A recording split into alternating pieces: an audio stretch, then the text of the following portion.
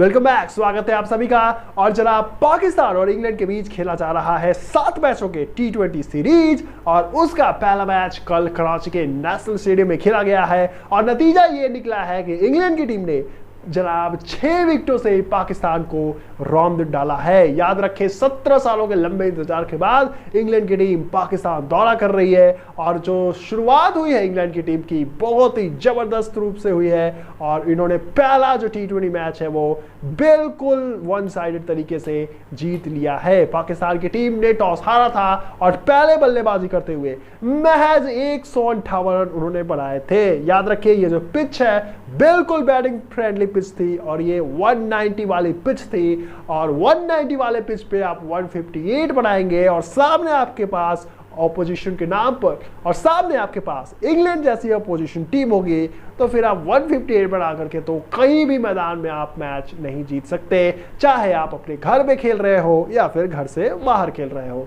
तो ऐसे में 158 is not a huge total और खास तौर पर जब आपके सामने इंग्लैंड जैसी भारी भरकम टीम हो, नो डाउट इंग्लैंड की ये बी टीम ही है और खास तौर पे जनाब बटलर ने भी इस मैच से छुट्टी ली थी और मोइन अली को कमान दिया गया था। तो ऐसे में ये टीम जो है काफी ज्यादा नीचे नजर आ रही थी एज कंपेयर टू पाकिस्तान।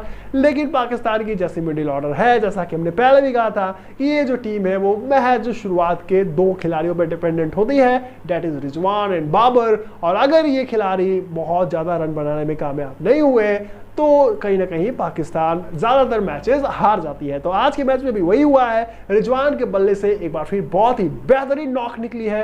उन्होंने सभी इंग्लैंड के जो गेंदबाज है उनकी धज्जियां उड़ाकर रख दी है।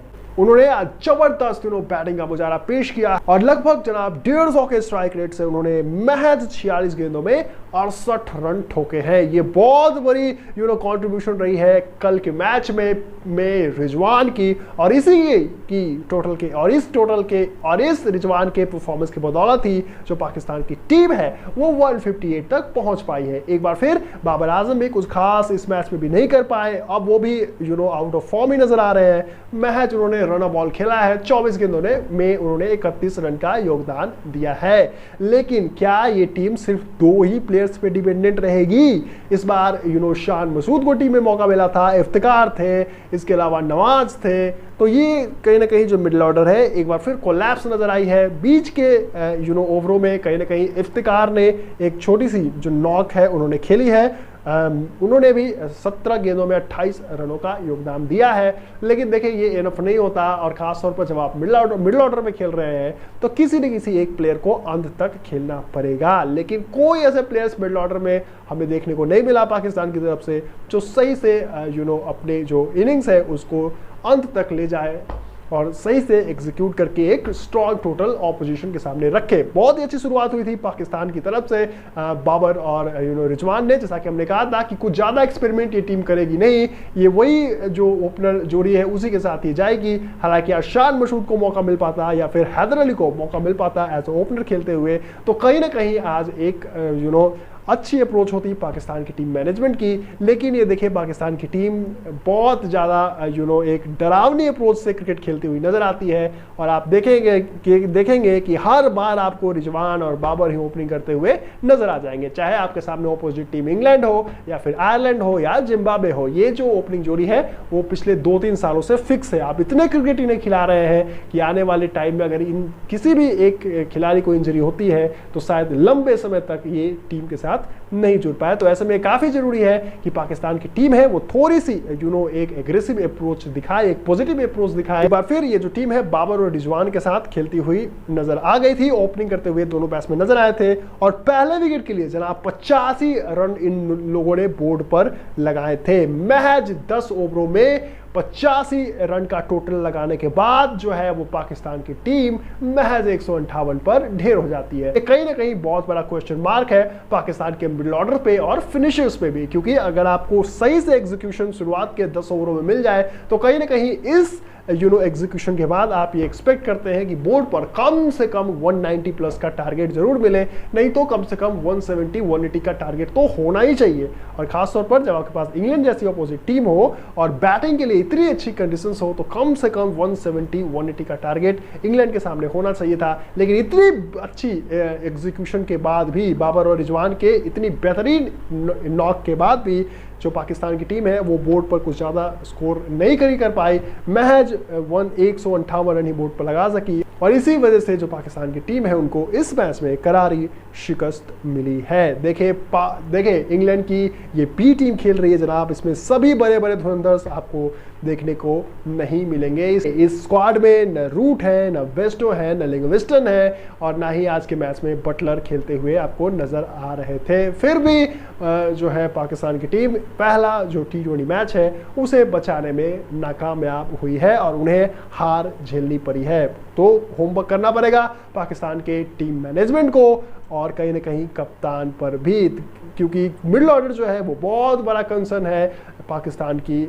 बल्लेबाजी यूनिट पे। अगर आपके बल्लेबाज ही बोर्ड पर एक बढ़िया टोटल नहीं दे पाएंगे तो फिर गेंदबाज क्या ही कर लेंगे, और ख़ासतौर पर जब आपके पास शाहीन जैसे गेंदबाज ना हो और आपके पास एक इनएक्सपीरियंस गेंदबाजी यूनिट हो। हालांकि गेंदबाजी यूनिट काफ़ी अच्छी और डिसेंट नज़र आती है पाकिस्तान की टीम की, लेकिन जब आप बोर्ड पर रन ही नहीं लगाएंगे तो फिर कहाँ से आप मैच बचा पाएंगे। उसके बाद जनाब इंग्लैंड की टीम बल्लेबाजी करने आती है। बटलर ने आज रेस्ट लिया था, मोइन अली को कप्तान बनाया गया था और सॉल्ट और हेल्स की जोड़ी जो है वो मैदान में उतरी थी। शुरुआती विकेट पाकिस्तान की जो टीम है वो निकालने में कामयाब हो गई थी। महज 19 के स्कोर पर पहला विकेट जो है वो पाकिस्तान को मिल गया था, लेकिन उसके बाद एलेक्स हेल्स ने जबरदस्त आज पारी खेली है और उन्होंने लगभग 130 के स्ट्राइक रेट से 40 गेंदों में 53 रनों का एक स्ट्रॉन्ग नॉक खेला है। और इसके अलावा डेविड मलान ने भी मिडिल ऑर्डर में आके 20 रनों का योगदान दिया है। हालांकि मिडिल के ओवरों में 2 विकेट जो है वो पाकिस्तान की टीम जरूर निकालने में कामयाब हो गई थी इंग्लैंड की, जिसमें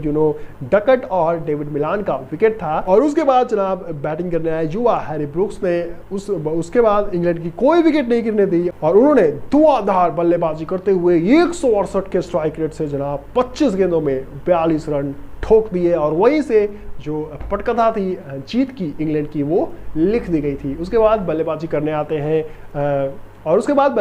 आते हैं मोइन अली और रही सही जो रन है वो इन दोनों खिलाड़ियों के द्वारा पूरी कर दी जाती है। तो ये जो टोटल है, इस टोटल के साथ आप इंग्लैंड जैसी टीम के सामने नहीं लड़ पाएंगे।